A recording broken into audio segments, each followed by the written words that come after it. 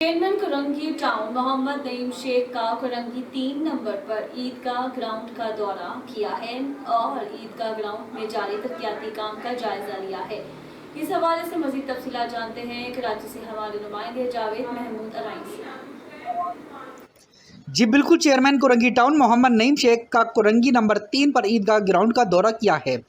Chairman Korangi town Mohammad Naeem Sheikh ने ईदगाह ground के जारी तरक्याती काम के मेयार और काम की रफ्तार का जायजा लिया है। चेयरमैन कुरंगी टाउन मोहम्मद नईम शेख का कहना है कि कुरंगी टाउन में ईदगाह ग्राउंड की तामीर बहुत खुश आइंद है। ईदगाह ग्राउंड में जारी तरक्याती काम को मुकर्ररा मुद्दत में आला मेयार को मद्देनज़र रखते हुए जल्द अज जल्द मुकम्मल किया जाएगा।